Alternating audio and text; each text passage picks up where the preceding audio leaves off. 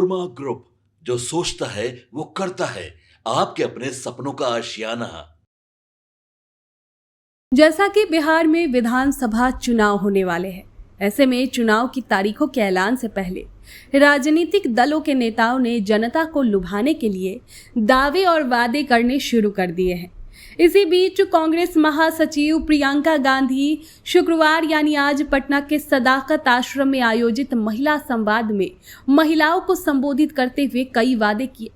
प्रियंका गांधी ने इस दौरान आशा, आंगनबाड़ी, किसान, मजदूर और अन्य व्यवसायों से जुड़ी महिलाओं से बात कर उनकी समस्याएं सुनी और समाधान का भरोसा दिलाया। प्रियंका गांधी ने कहा कि हमारे गठबंधन ने तय किया है कि जो जरूरतमंद महिलाएं हैं उनको 2500 रुपये हर महीने मिलेगा।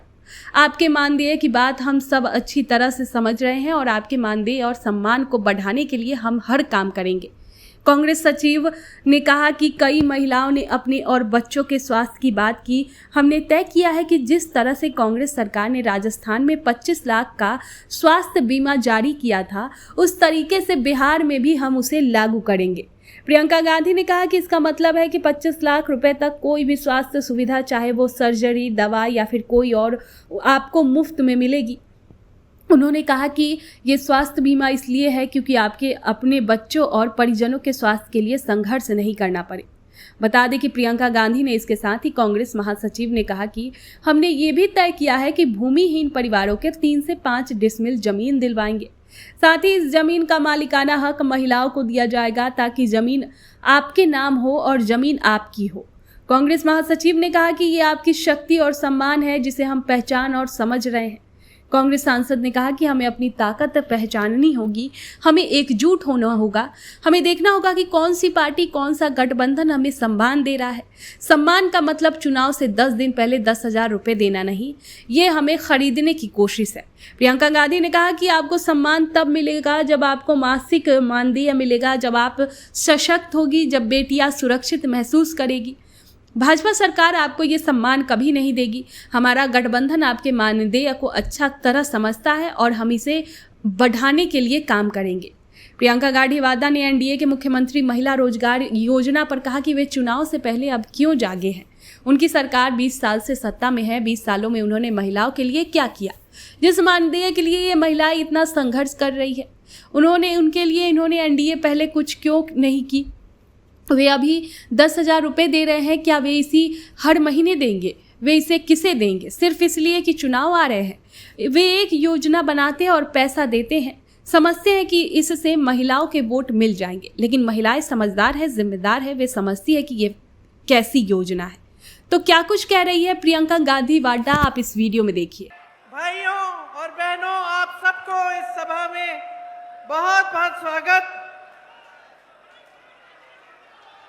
ये का हाल बा? हाल बदलने का समय आ गया है। अब बहुत संघर्ष कर लिया है आपने, अब बदलाव का समय आ गया है। बदलाव लाओ। देखिए, ये जो आपकी धरती है, ये हर भारतीय के लिए सबसे पवित्र धरती है, सबसे पवित्र धरती है। इसका शायद आपको एहसास न हो, लेकिन बाकी पूरे भारत को एहसास है। सब जानते हैं कि चंपारण क्या है। आप यहां रहते हैं, आपका अपना स्वाभिमान होना चाहिए, एक आत्मविश्वास होना चाहिए कि यही धरती है जहां से महात्मा गांधी ने इस देश की स्वतंत्रता का संग्राम शुरू किया। इस धरती को पूरा भारत नमन करता है और आज यहां खड़े हुए मैं भी नमन करती हूं, आपको नमन करती हूं, जिनके पूर्वजों ने एक ऐसा आंदोलन खड़ा किया कि महात्मा गांधी जी के कानों तक ये बात पहुंची कि चंपारण के किसान आंदोलन कर रहे हैं ब्रिटिश साम्राज्य के खिलाफ, अंग्रेजी साम्राज्य के खिलाफ। आप झुके नहीं, आपके पूर्वज झुके नहीं, पीछे हटे नहीं, खड़े रहे। महात्मा गांधी जी यहाँ आए और उनके साथ साथ उनसे सीखकर, उनकी बातों को समझकर एक ऐसा आंदोलन खड़ा किया महात्मा गांधी जी ने जो विश्व भर में मशहूर हुआ। वो पहला ऐसा स्वतंत्रता आंदोलन था जिसने किसी का खून नहीं बहाया, जो हिंसा के द्वारा नहीं किया गया, लेकिन अहिंसा, सत्य और प्रेम द्वारा ये हमने स्वतंत्रता जीती और ये महान देश बनाया जिसको पूरा विश्व देख के कहता है कि ये देश महान है।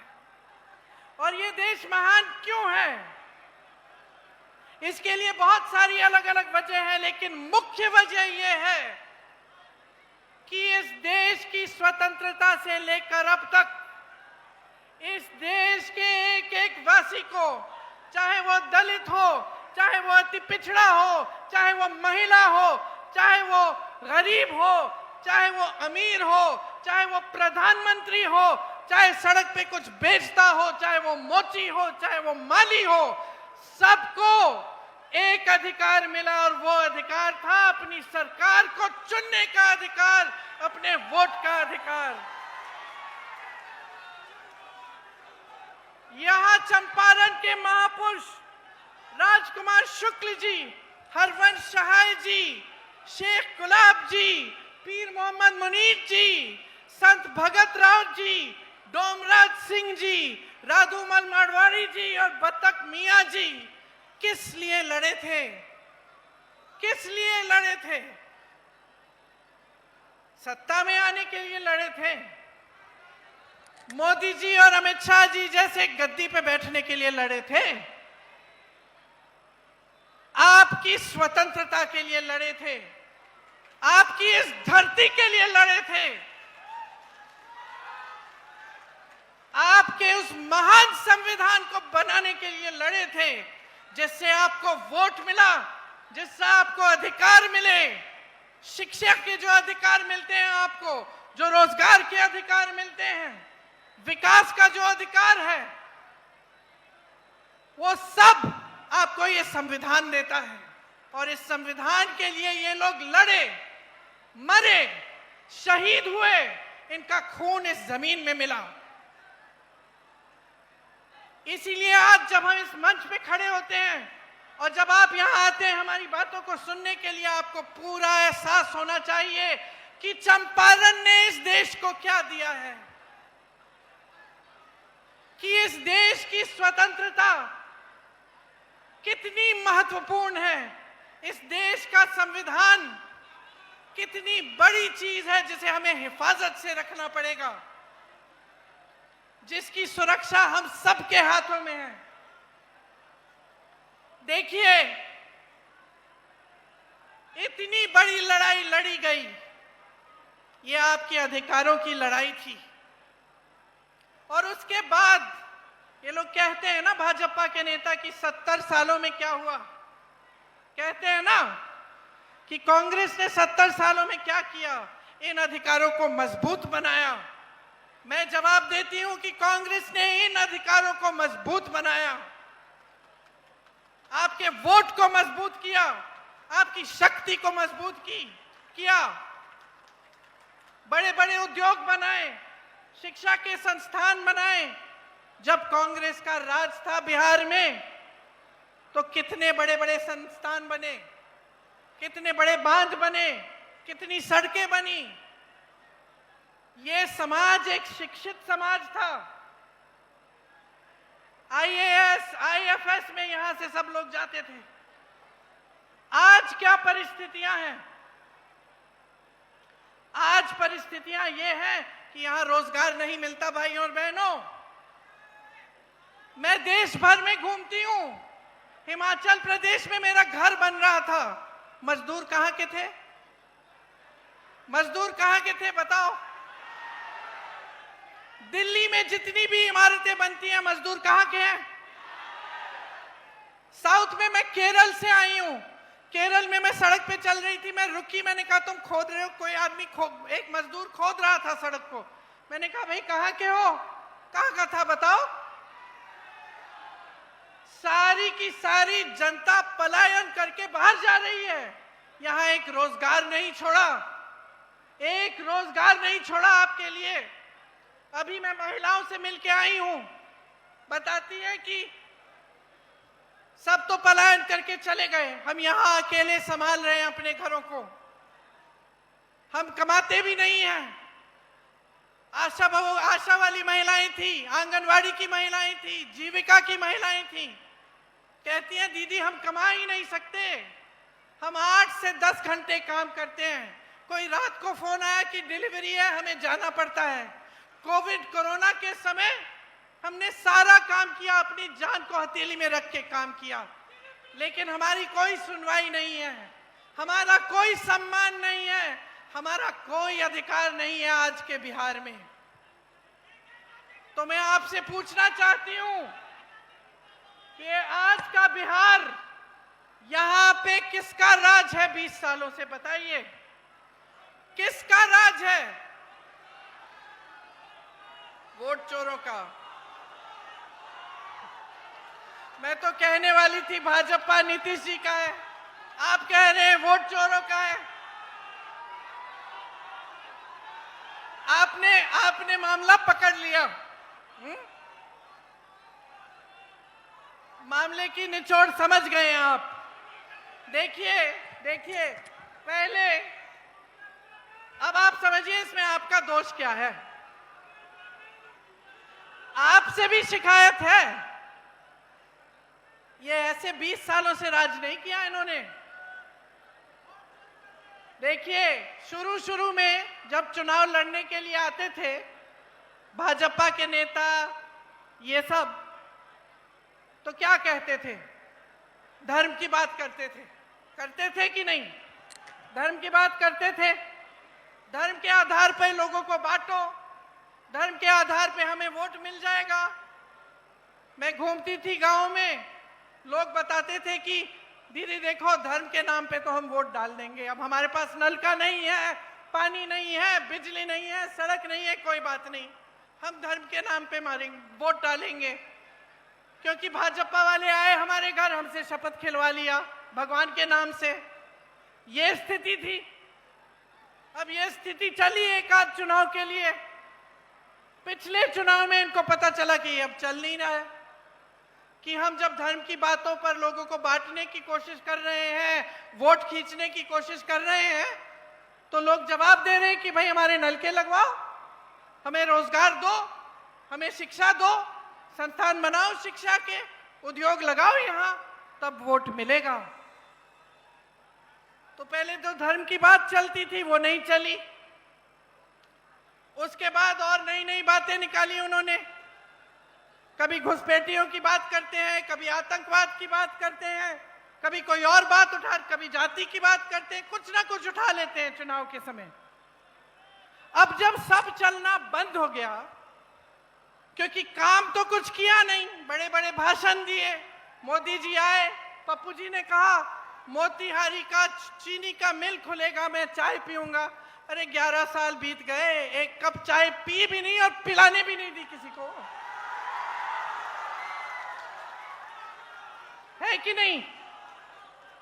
तो अब वो सब नहीं चल रहा है, खोखले भाषण नहीं चल रहे हैं, धर्म की बातें नहीं चल रही हैं, लोगों में फूट फैलाना नहीं चल रहा है। अब क्या करें?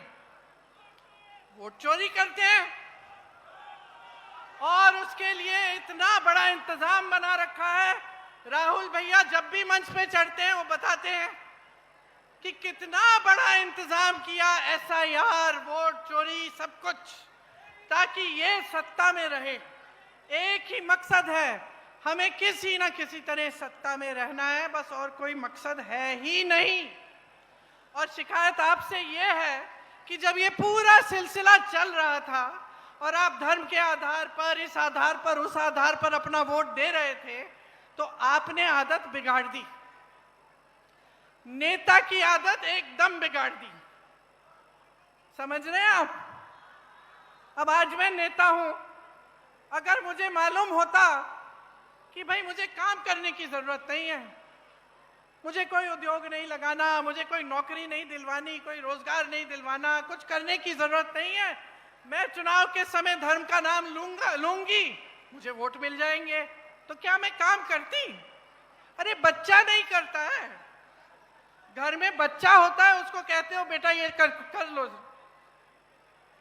अगर उसको पता चल गया कि बगैर कुछ किए कुछ इनाम मिलने वाला है तो नहीं करेगा। अगर आप अपने बच्चों को, बेटों को घर पे बिठाओगे, खाना खिलाओगे, उनकी देखभाल करोगे और उनको कभी बड़े हो गए उनको रोजगार नहीं करना तो नहीं करेगा, बैठा रहेगा घर पे। उसके मन में ये बात थोड़ी आएगी कि मुझे भी अपने माता पिता के लिए कुछ करना है। उसकी तो ऐशो आराम। और यही आपने नेताओं के साथ कर दिया, भाजपा के नेताओं के साथ। चुनाव आया, धर्म की बात, आपने वोट डाला, चलो 5 साल आराम, हम क्या करेंगे, चलो अडानी को सारी जमीन दे देते हैं 1 रुपए के दाम पे, चलो अंबानी को सारे जितने भी वो तेल निकालने के वो जो खदान वदान होते हैं वो दे देते हैं। देखिए, इस देश के आप आंखें मूंद के बैठ गए, आपने धर्म के आधार पर अपना वोट दे दिया और इन्होंने क्या किया, इस देश को बेच डाला, इस देश को अपने बड़े बड़े दोस्तों को दे दिया। वो संपत्ति आपकी थी, वो महात्मा गांधी जी की शहादत, आपकी स्वतंत्रता, आपकी संपत्ति को बनाने के लिए थी और सारी संपत्ति अपने दोस्तों को दे दी। हाँ, अडानी और अंबानी को। देश के खदान, देश के हवाई अड्डे, देश के बड़े बड़े उद्योग, आप नाम लीजिए, या तो अडानी का है या अंबानी का है। किसके दोस्त हैं? किसके दोस्त हैं? मोदी जी के दोस्त है ना? अच्छा, मोदी जी का एक और दोस्त है, कौन है? जिसने आपके मखानों पे टैक्स लगाई है वो मोदी जी के दूसरे दोस्त ट्रंप जी हैं, अमेरिका के राष्ट्रपति। मोदी जी हाथ पकड़ के चलते हैं, उनके साथ चलते हैं ना, देखिए फोटो। आपके साथ कभी हाथ पकड़ के चले? कभी इस देश के किसान के साथ हाथ पकड़ के चले? कभी यहां आके देखा है कि किसानों की क्या हालत है? खाद नहीं मिल रही है, कोई समर्थन नहीं है, जहां देखो जीएसटी, हर चीज में ट्रैक्टर, पेट्रोल, ये वो। अब चुनाव आ रहा है, कम कर दिया। आज यहां का किसान, मैं कह सकती हूं, उसी परिस्थिति में है जिस परिस्थिति में महात्मा गांधी यहां पे आंदोलन करने आए थे।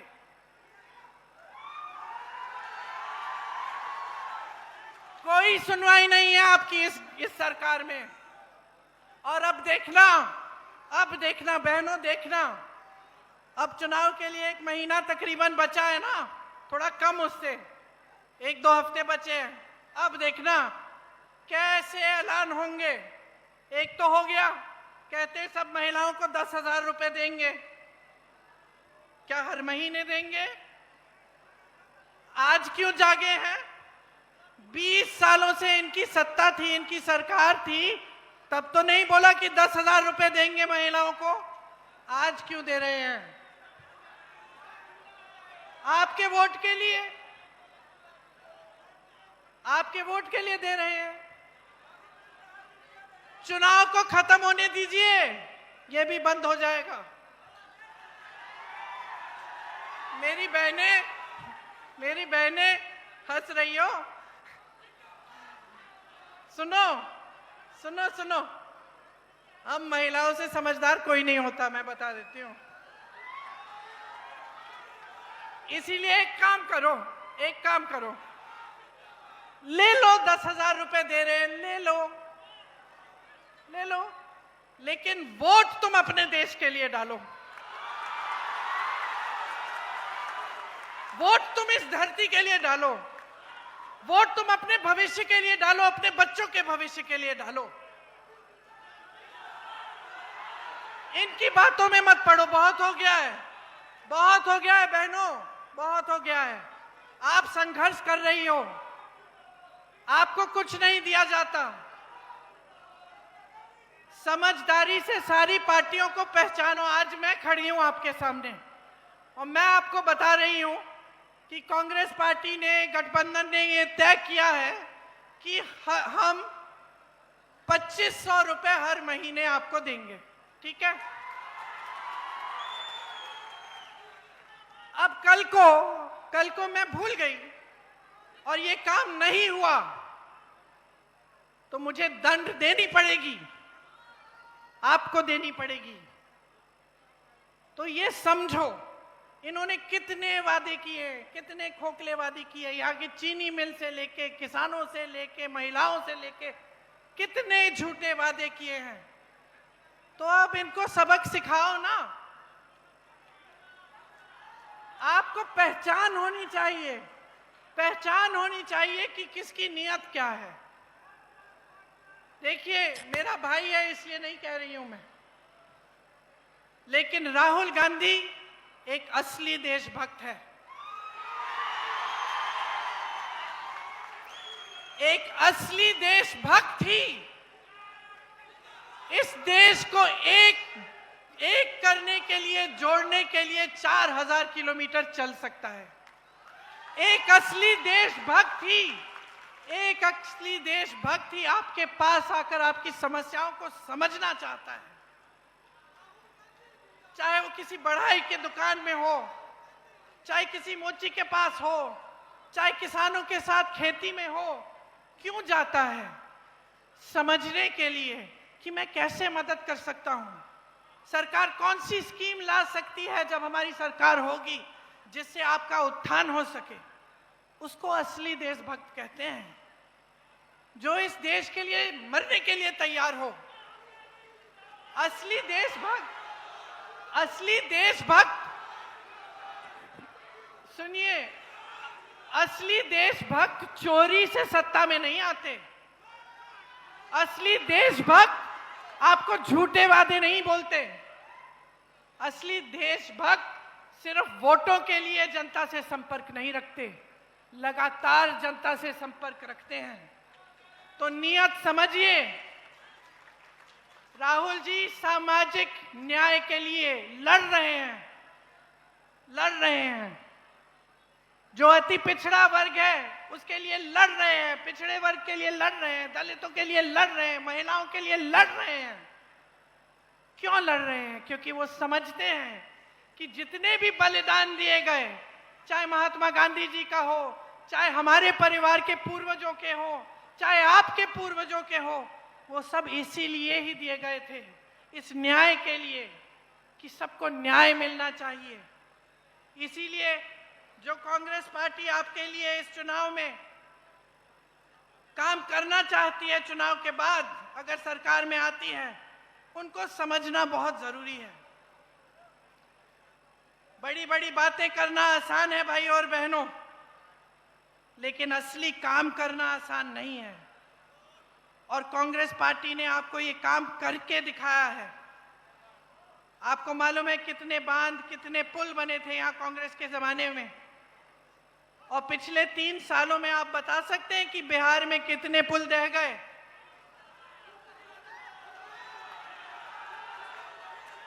27 पुल ढह गए हैं 3 सालों में। मोदी जी आते हैं आपके सामने और बड़ा सा विकास का पैकेज खोलते हैं। अरे भाई, तुमसे एक पुल नहीं बन रहा है। विकास पुरुष नाम कैसे हो गया आपका? एक पुल नहीं बन रहा है, एक पुल खड़ा नहीं कर पा रहे हैं आप। अनावरण से पहले ही ढह जाते हैं। तो समझिए, काम करने वाला, विकास करने वाला कौन है और बड़ी बड़ी बातें करने वाला कौन है। 70,000 करोड़ रुपए आपके गायब हुए बिहार में। सीएजी की रिपोर्ट आई, क्या था? कहां से आए वो पैसे? क्या थे वो? आपकी स्कीमों के पैसे थे। दलितों, पिछड़ों, अति पिछड़ों शिक्षा के लिए स्वास्थ्य, शिक्षा की स्कीमें थी जो उन 70,000 करोड़ रुपए से की जानी थी। वो पैसे आप तक पहुंचे ही नहीं। 10 सालों में इन्होंने कुछ नहीं किया है, सिर्फ खोखली बातें की हैं। और आज आप इस परिस्थिति में हैं कि आपको यहाँ रोजगार नहीं मिलता, आपकी शिक्षा के संस्थान नहीं हैं, आपके लिए मौके नहीं हैं। यहाँ की महिलाएं दिन रात काम कर रही हैं, लेकिन फिर भी कमा नहीं पा रही हैं।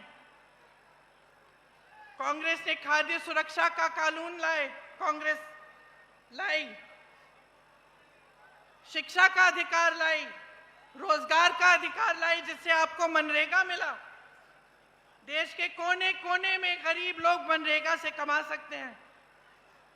मनरेगा में इन्होंने कम पैसे डाले, ये सारी स्कीमें इन्होंने कम कर डाली, और फिर भी यहाँ आकर आपके सामने एहसान लाते हैं जैसे आपके लिए बहुत बड़े बड़े काम कर लिए इन्होंने। कुछ नहीं किया, और काम करना नेता का फर्ज होता है। नेता से काम निकालना आपका अधिकार होता है, समझे आप? मुफ्त में मत बनाओ नेता। आज जितनी बेरोजगारी बिहार में है, कभी नहीं हुई इतनी। सबसे ज्यादा बेरोजगारी यहां है। यहां से सबसे नौजवान जनता यहीं की है, और फिर भी आप अपने बच्चों का भविष्य यहां बिहार में नहीं बना सकते। जितनी नौकरियां थी सब ठेके पे हो गई हैं। जितने बड़े बड़े सरकारी उद्योग थे, अब वो भी ठेके पे नौकरियां करवा रहे हैं, रोजगार दिलवा रहे हैं। कोई पक्का रोजगार नहीं मिलता। आपकी शिक्षा का सिस्टम बर्बाद हो गया है। पेपर लीक पे पेपर लीक हो रहा है, और कोई समाधान ही नहीं है। हमारा गठबंधन कह रहा है कि हम जॉब कैलेंडर लाएंगे, उस पे पहले से पता चलेगा कि इम्तिहान कब होगा, रिजल्ट कब आएगा और नियुक्तियां कब होंगी, और उससे कोई इधर उधर हुआ तो उस पे सख्त दंड डाला जाएगा। आपको पेपर लीक से मुक्ति देना चाहते हैं हम। जितने भी खाली रोजगार हैं, खाली पद हैं सरकार में, जो अभी इतने सालों से खाली पड़े हुए हैं, उनको भरना चाहते हैं हम। आपके भविष्य को यहीं पे बिहार में उज्जवल बनाना चाहते हैं हम। तो आप देखिए, मैं ये नहीं कहती कि सिर्फ क्योंकि हम कह रहे हैं इस मंच पे खड़े होके इसलिए ये बातें मान लो। अपने आसपास देखो, अलग अलग प्रदेशों में देखो, कांग्रेस ने ये चीजें लागू की हैं, और देखो कि किस तरह से कांग्रेस की सरकारें काम कर रही हैं। और समझो कि बिहार में भी यही हो सकता था अगर आप सही सरकार चुनते। महागठबंधन के वादे हर एक अधिकार को मजबूत करना चाहते हैं। कमाई का अधिकार, गरीब परिवारों को उद्योग के लिए 2 लाख तक की सहायता देना चाहते हैं हम। हमारे हाथ मजबूत करो। विधवा, दिव्यांगजन, वृद्ध पेंशन 1500 रुपए प्रति माह, और हर वर्ष 200 रुपए की बढ़ोतरी इसमें। भूमिहीन परिवारों के लिए मकान हेतु 3 से 5 डिसमिल जमीन देना चाहते हैं, और उस जमीन का मालिकाना हक अपनी बहनों को देना चाहते हैं। हम हर विधानसभा में स्थानीय रोजगार को बढ़ावा देने के लिए 10 करोड़ का बिहार बनाओ स्टाइपेंड फंड देंगे। हम न्यूनतम समर्थन मूल्य की गारंटी देते हैं, और एपीएमसी के तहत मंडियों की व्यवस्था लागू करेंगे। लाखों सरकारी पदों पर नियुक्तियां बिहार वासियों को नियुक्तियां हैं, उनमें बिहार वासियों के लिए हम विशेष आरक्षण रखेंगे। मनरेगा में 300 रुपए प्रतिदिन मजदूरी, और काम के दिन 2 गुने मजदूरी। 200 यूनिट बिजली हम मुफ्त में देना चाहते हैं, फ्री बिजली मिलेगी आपको। माई बहन योजना में जैसे मैंने कहा 2500 रुपए प्रति माह सीधे आपके खाते में जाएंगे। आपको मालूम होगा कि कांग्रेस ने राजस्थान में एक स्कीम लागू की थी जब हमारी सरकार थी। 25 लाख रुपए तक आपका जितनी भी स्वास्थ्य की सुविधाएं हैं वो मुफ्त में मिल रही थी। तो जब मैं राजस्थान गई वहां पे मुझे हार्ट ऑपरेशन के पेशेंट मिले, लिवर ट्रांसप्लांट के पेशेंट मिले, सारा मुफ्त में किया गया था। वही स्कीम हम बिहार में लागू करना चाहते हैं। बहनों सुन लो, खोखली बात नहीं है, करके दिखाया है हमने। 25 लाख तक आपका सारा इलाज, दवाइयां, सर्जरी, ऑपरेशन सब कुछ आपको मुफ्त मिलेगा, निःशुल्क मिलेगा। मैंने पेपर लीक की बात की। इसके बजाय जो आवासीय अंग्रेजी मॉडल के विद्यालय हैं वो हम लगाना चाहते हैं आपके बच्चों के लिए। 3 साल की जो डिग्री है हम चाहते हैं कि उस डिग्री को आप 3 साल में खत्म करो। ये नहीं कि 5-6 साल आप कर रहे हो और खत्म नहीं हो रही है। आपको मालूम है यूपी में भी इनकी सरकार है। यूपी में मैं ऐसे बच्चों से शादी नहीं हो पा रही थी उनकी। 26-27 साल के हो गए हैं, एग्जाम दे दिया है, पेपर दे दिया है, नियुक्ति नाम भी निकल गया लिस्ट में, नियुक्ति नहीं हुई और बेचारे ठहरे हैं कि नियुक्ति कब होगी। चलो 6 महीने में हो जाएगी, 1 साल में हो जाएगी, तो फिर दूसरा रोजगार नहीं ले रहे हैं। तो मतलब एकदम जीवन बर्बाद करने की बात कर रखी है इन्होंने। तो आप समझिए कि अब अपने जीवन को बनाने का काम करना है। सामाजिक न्याय के अधिकार की बात की मैंने। इसमें पंचायती राज और नगर निगमों में अति पिछड़े वर्ग के लिए 30% आरक्षण और दलित वर्ग के लिए 20% आरक्षण रखा जाएगा। अति पिछड़ा वर्ग अत्याचार निवारण अधिनियम बनाया जाएगा, जिससे कोई आप पर अत्याचार करे उस पर सख्त दंड लगेगी। निजी शिक्षा के संस्थानों में, मतलब प्राइवेट शिक्षा के संस्थानों में आपके लिए, अति पिछड़े वर्ग के लिए आरक्षण लागू होगा। और जो 50 करोड़ तक जो सरकारी ठेके हैं उनमें 50% आरक्षण अति पिछड़े वर्ग के लिए होंगे। अब देखिए, मैंने बहुत बातें कर ली, लेकिन बात की निचोड़ ये है कि आप अपनी परिस्थितियों को समझो और सोच समझ के अपना वोट डालो।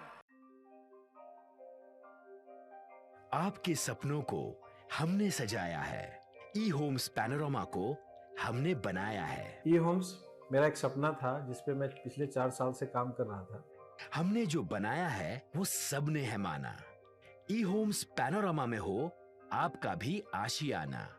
और फाइनली हमने 2021 में इस प्रोजेक्ट को लॉन्च किया। बहुत लोग अप्रिशिएट कर रहे हैं कि पूर्णिया जैसे शहर में, बिहार के, एक तो बिहार की बात करें उसमें भी पूर्णिया जैसे छोटे जगह में इस तरह का लाइफस्टाइल देना, ये सुन के हम लोगों को बहुत अच्छा लगता है।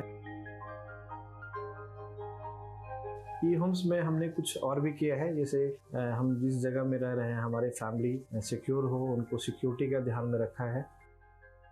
आपकी सुविधा और सुरक्षा आपके लिए खास है, ये आपका विश्वास है। इसमें आर्टिफिशियल इंटेलिजेंस का 7 लेयर सिक्योरिटी का हमने इस्तेमाल किया है। लस ग्रीन कैंपस को बनाया है। यदि हमारा बाउंड्री वाल है तो वो वर्टिकल गार्डन है।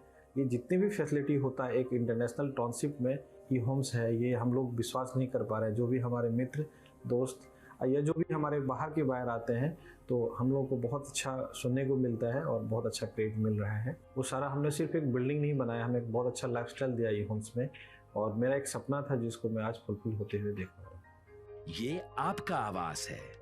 ई होम्स पैनोरमा में अब आपका निवास है। E Homes Panorama, luxurious lifestyle redefined.